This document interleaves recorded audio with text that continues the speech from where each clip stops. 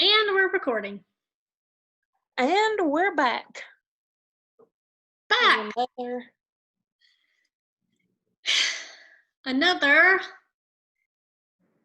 cozy special.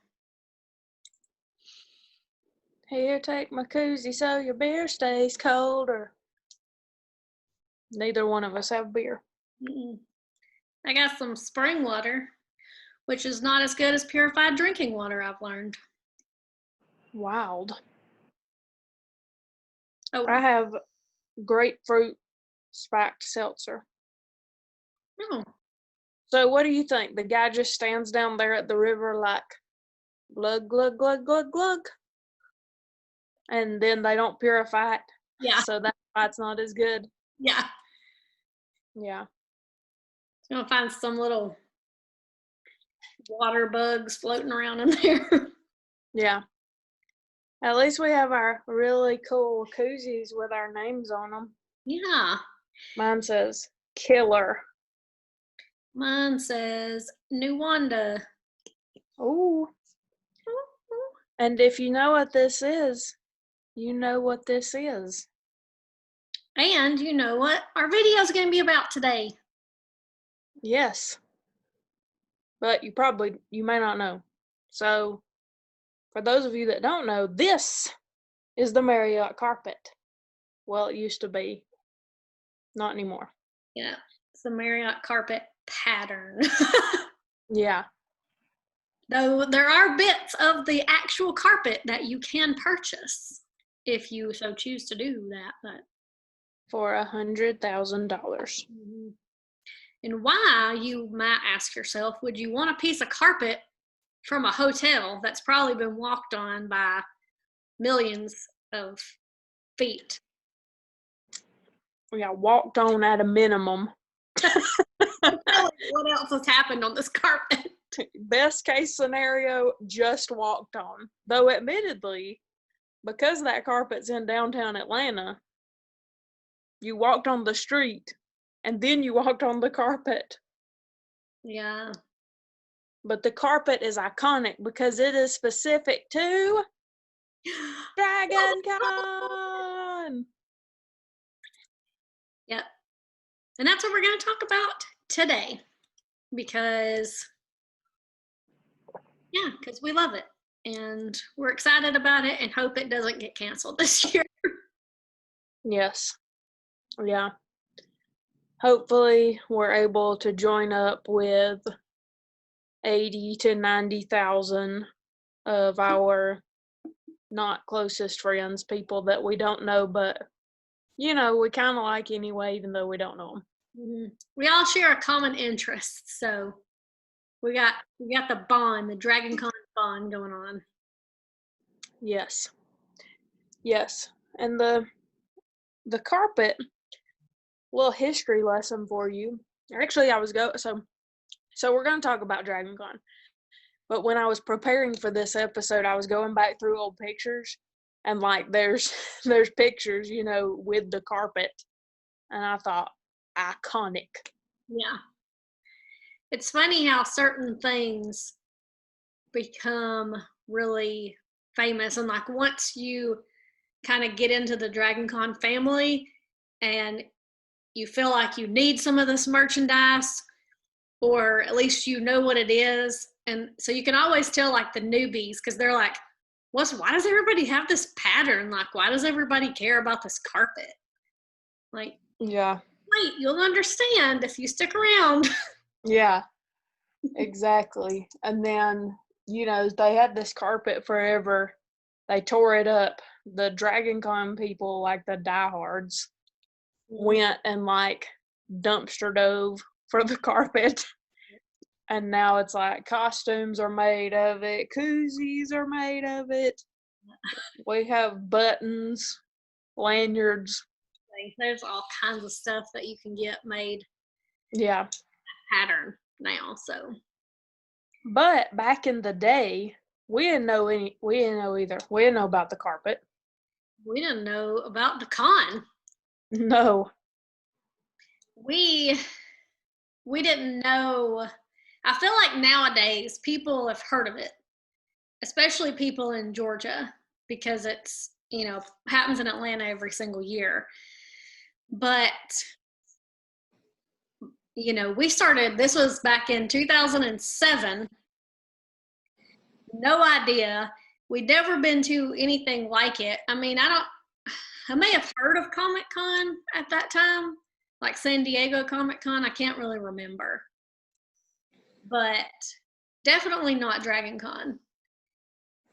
But thanks to James Marsters and my love for James Marsters, we found out that this con existed because I did a project on him. We had to pick a celebrity to do a project on, and I picked James Marsters because I figured nobody else would.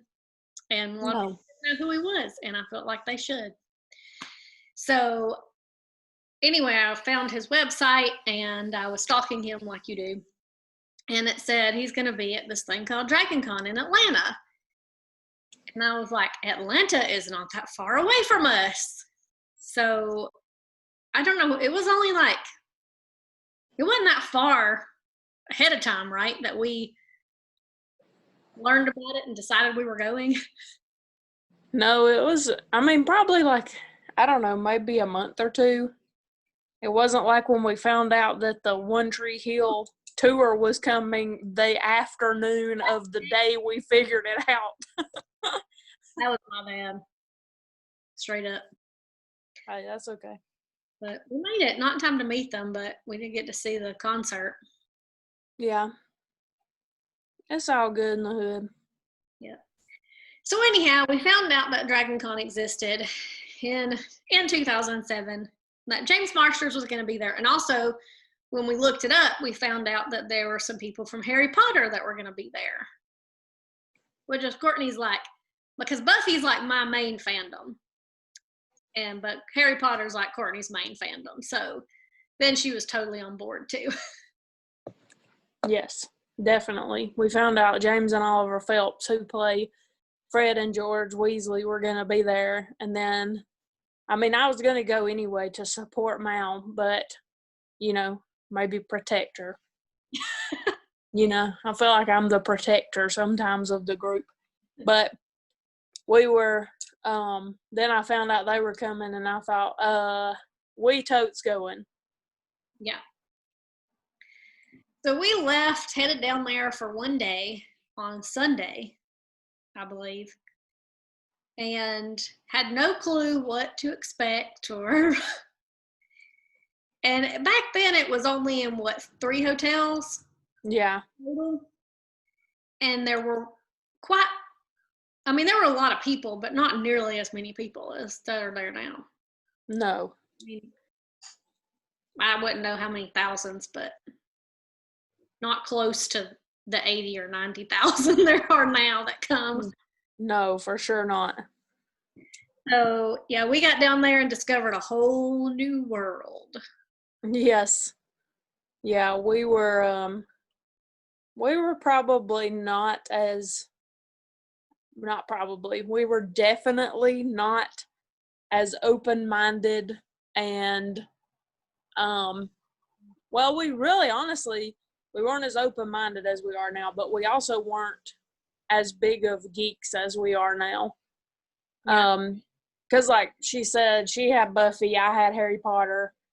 I mean, but that was probably it. Yeah, there wasn't into a whole lot of other fandoms at the time. No. Now we're in like 58 fandoms and get new ones all the time. Yeah, it's like now we see, oh, look at this cast of people are coming to the con that are on this one show that we've never seen. So we're like, hey, let's watch this show and see if we like it. So we've gotten into a lot of different shows. And yeah, it's so many now. Mm-hmm. But that first year we got down there and, so many people dress up and everything. And we were like, man, these people are like kind of weirdos. Like these people are big nerds. And of course now we dress up every day pretty much. But Yeah, we're the weirdos now. Actually, people definitely think we're weirdos. I was talking about this earlier today because of a future year. I'm doing this 100 Days of Happiness thing right now. And so I posted a picture from a future DragonCon, future from obviously this one, year one. But I have a black eye, my face is all cut up, all makeup, right? But not one person has commented and was like, "What's up with your face in this picture?" Yeah. So people are not concerned. I stopped asking questions a long time ago. Probably for the best. These two, we don't know what to do about them. Yeah.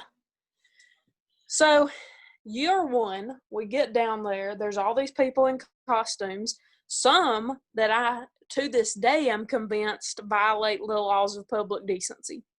Yes. That's something you don't get. You get more used to it for sure, but you still kind of think. Yeah. But you do you, bro. Or broette. Whatever. Yeah. Some of the costumes are still something that I would personally never wear. But, to each their own, I suppose. Some people. Huh? What? What you say? You go. But that first year, we were kind of like, what have we done? Where are we? What's happening? Yeah. Like we were borderline scandalized for sure. I mean, I guess we hadn't had a whole lot. I mean, we watched TV and we had the internet, but even back then, the internet wasn't nearly as big of a thing. I mean, we had just gotten into Facebook, and I mean, we had just started college and the year before, and they were like, you need to join Facebook. And we were like, what is Facebook? And so it was kind of I mean, there was internet obviously, but I don't feel like it was nearly as much. Like we weren't on it near. I mean, we didn't have smartphones or anything like that, so we couldn't be on it all the time anyway. But so I guess our experience with all kinds of people was still somewhat limited at that time. Yeah, it was a simpler time. I mean, we're from a small town. Well, it's not as small as it used to be, but back then it was still reasonably small. I mean, everybody went on vacation to Florida every year or like Gatlinburg or Pigeon Forge, and we went to college in the small town that's next to our small town. So we were just getting into it. Was our first. It was kind of like being thrown in to a whole new world because, like, at least I feel like people we know who have started coming, we told them, like, we prepared them in advance. Yeah. Unlike us, who had no idea what it was going to be like at all before we got there, and we were No. okay. Yeah. But also, thank goodness, because, now we realize that obviously it's important to be citizens of the world and to, love and accept people for who they are or who they want to be. If they're not who you are and you want to be somebody else, then do that. Mm-hmm. Yeah, that's the fun thing about cons is you have all these characters and people that you love and you've watched all this time, and now you have the opportunity to like find people, not only people who also love it, but people who like you can dress up and like your favorite characters no matter what. Like you'll see people dressed as Wonder Woman, all kinds of people, men and women, and so it's kind of cool that you can do things like that you wouldn't be able to do in your normal life. Yeah. I guess. Yeah.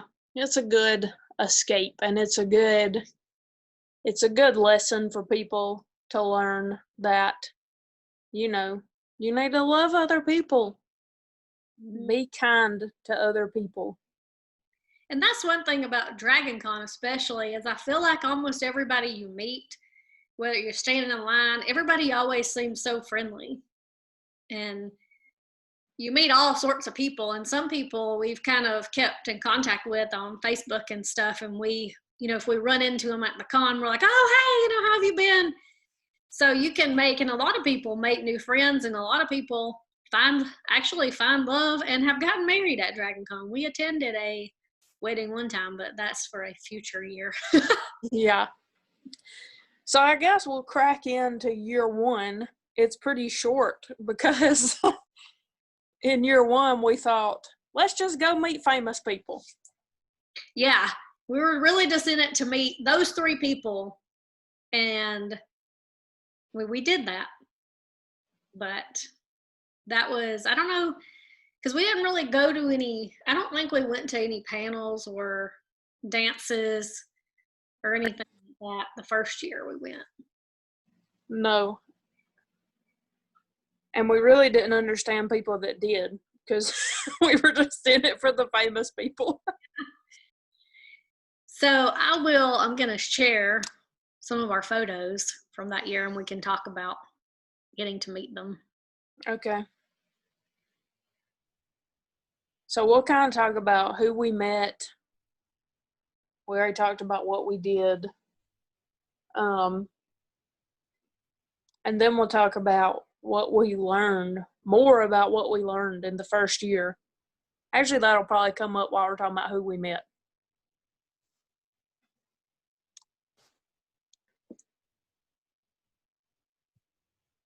Look, I'm a Masked Singer. Okay, I don't know. That was really weird, but anyway. Can you see that? Hey, yeah. Is it showing you like my whole entire screen? Well, I mean, I see big James Marsters mostly, and then you're a little in the side. Okay, good. It's showing me like a really weird thing. So, anyways, James Marsters. So, obviously, I was really excited to meet him because Spike is like one of my favorite characters ever and on my favorite show. And I remember I took my Once More with Feelings CD with me to have him sign it.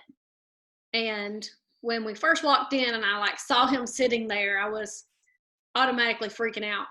And of course he doesn't have the same hair as Spike because the show was over by then. But still, it was like I saw him sitting there and I was like, oh my gosh, this is really happening. And we went up and I didn't barely talk to him at all, except for he asked me my name. And then he kind of made a joke about Willow being on the cover of the CD when she didn't sing at all. And of course, I laughed, but I really didn't say much of anything because I was so nervous.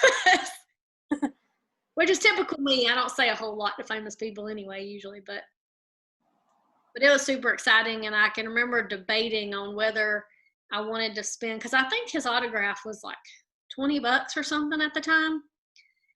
And we didn't take that much money with us because we had no idea.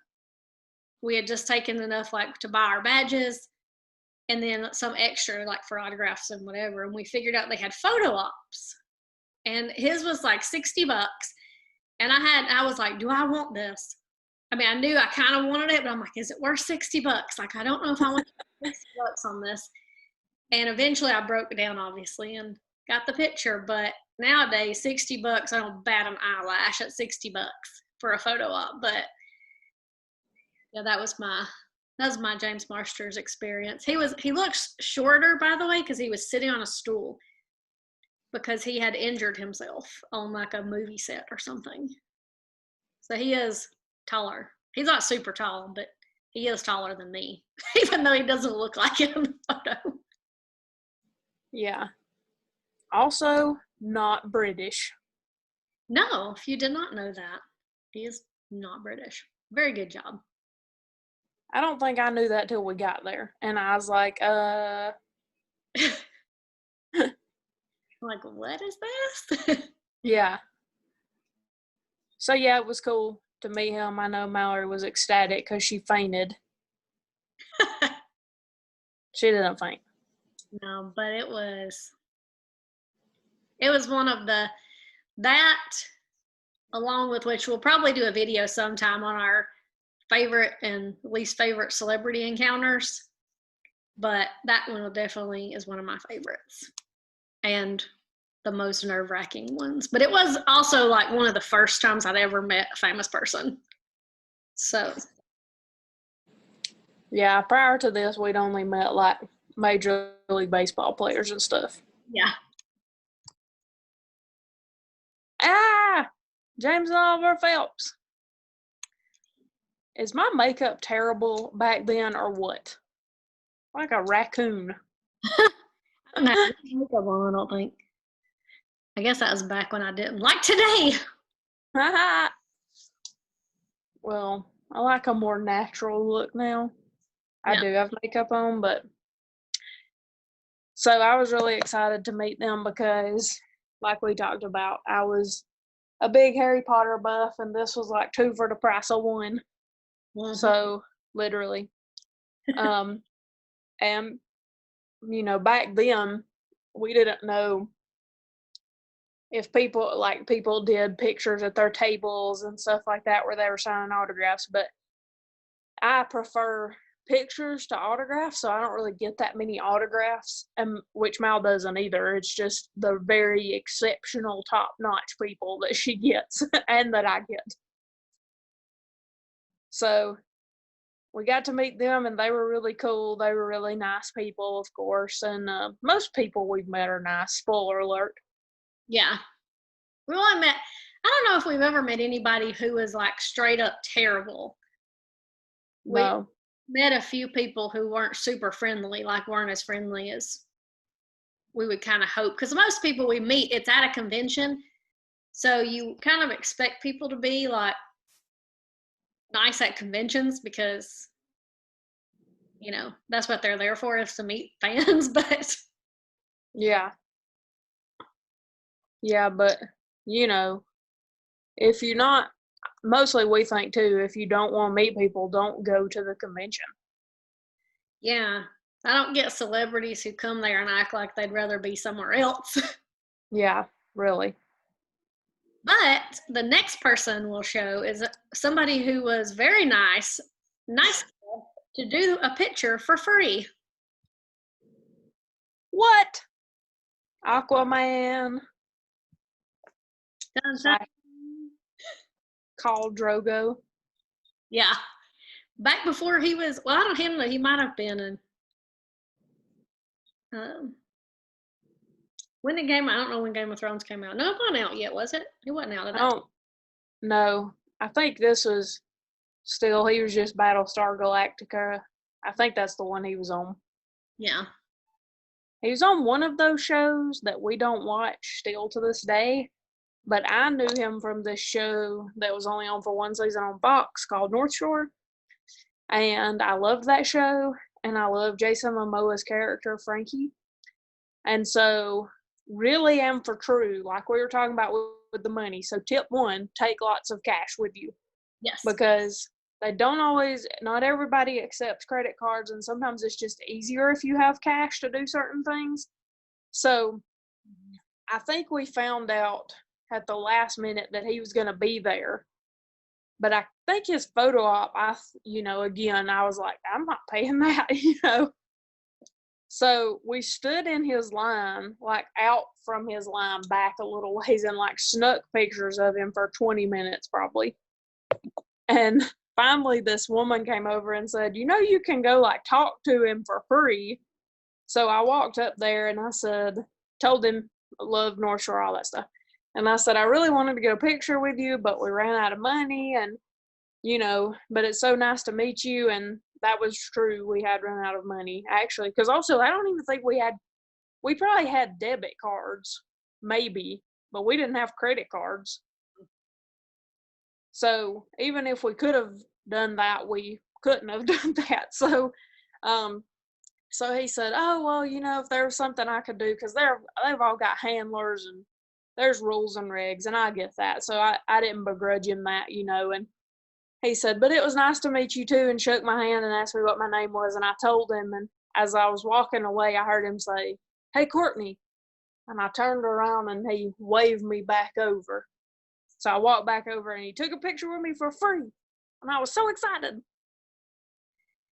Yeah, I had no idea who he was at the time. So I was like, okay, cool, I'll just take your picture. Regret. Mistake. Yeah, because now his photo op is like $100 to $150 when he does do cons. Oh, yeah. Now he's got a lot more roles that almost everybody knows who he is now. So yeah, it was cool. But I did get to actually meet him. So that's, I could say that. Yeah. So it was awesome. So next is, I don't know if I can share both of these at one time. No, I can't. I'll do them one at a time. Is another celebrity we decided to get our picture made with because it was like $5 a piece, I think. Yeah. Eric Estrada, who we just knew who he was just because, pretty much everybody does, but. Yeah. I used to watch Chips with my Aunt Lois because I stayed with my aunt during the summers a lot because she is a teacher. So I actually used to watch Chips, but yeah, mostly he's just a legend. Yeah. And since he was only charging, like $10, well, so I think it was $10, and then he said he would take an individual with both of us. But so we were like, yeah, let's do it. That's pretty cool because, but this is one of my oddest celebrity encounters because when he was taking the picture with me, or like right around that, he was like giving me a hug and he starts like patting me on the top of the head. And it was. Yeah. He did not. He did not pat me on the head, but obviously I like mumbled out some gibberish about, I used to watch you in Chips and I thought you were fantastic or something. So he like gave me a big hug and squeeze like you can see in the picture. Yeah. So that was pretty cool. Yeah. It was really nice. And I think probably. Huh? What? I was gonna say, I think that's all the pictures that we have. Yeah. Eric Estrada is still probably somewhere near the top of the list in good celebrity encounters. Yeah. But we also that year we talked to I think 3 other people based on my review of the photos. I think we talked to Louis Gossett Jr. because my mom had watched him in lots of stuff, so I knew who he was. And then Ron Glass, I think I talked to him too because he was on Sanford and Son back in the day. And that was before we'd watched Firefly or Serenity. And so my dad knew him, so I talked to him, and I think you talked to Juliet Landau that year. Yeah, I couldn't remember if it was the first year. I know one year I went up because she was sitting at her table, and I was like, so I just went up and talked to her a little bit and told her, that I love Buffy, and she was really nice too.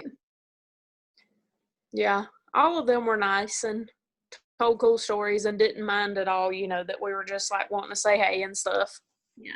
It's a lot harder to do that nowadays because there's so many more people at the con, because what they do is they have all of the celebrities, or most of them. Sometimes if they have like certain celebrities, I guess I don't know if they request more private areas or the con just puts them there because they think they'll have like a ton of people and they want to have more room. I'm not sure, but most everybody is on the Walk of Fame, and it's in this large ballroom, and they have their table set up around the edge and in the middle, and you could just go up and they have lines like taped on the floor.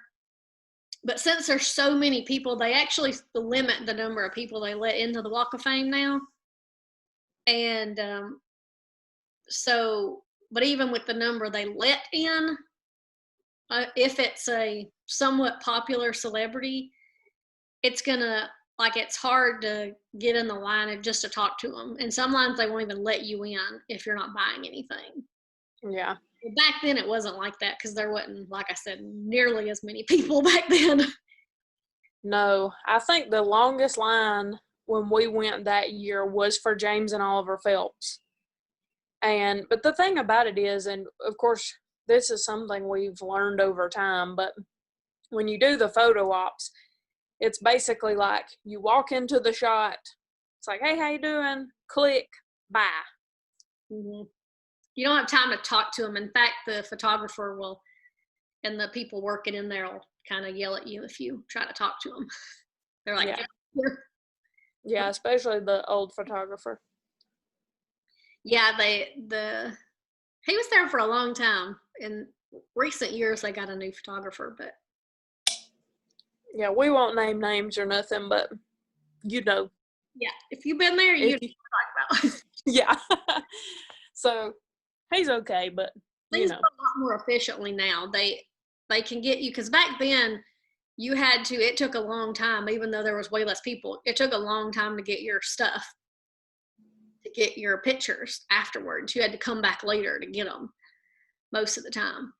And now, usually, by the time you get out and get around to the printers, they've got most of them printed, unless they're having some kind of technical difficulties, but not nearly as many issues, it doesn't seem like. No, because I think that first year, our photos were taken so long that we thought we were going to have to go back the next day to get them, or have, we didn't want them to mail them to us because we were like, what if they don't come? Yeah. Like, we have to have these photos. Oh my gosh. Yeah.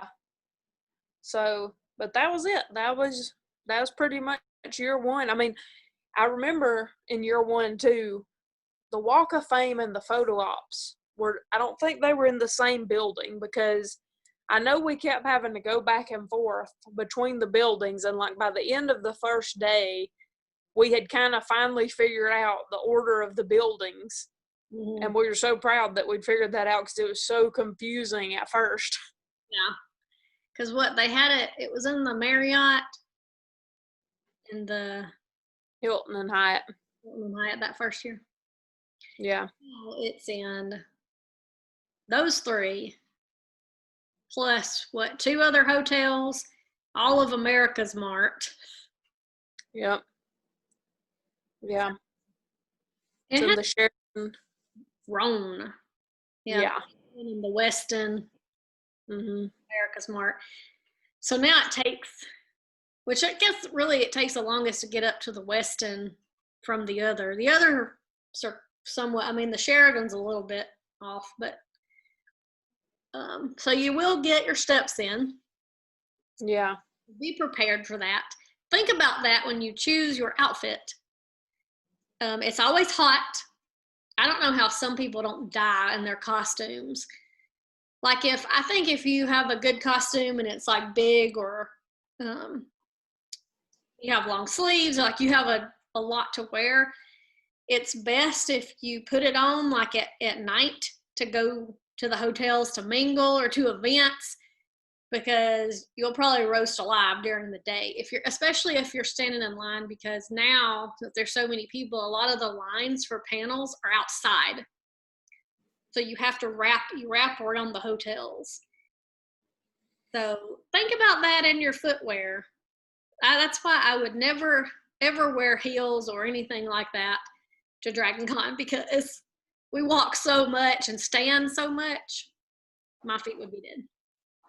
Yeah, the only time we even wear moderately uncomfortable shoes is if we, like Mal was saying, if we put on a costume later in the day and go to a specific party or whatever. But even then, I try to wear flat-ish shoes, like at most it's a heel like this, like on a boot, like a boot heel. Mm-hmm.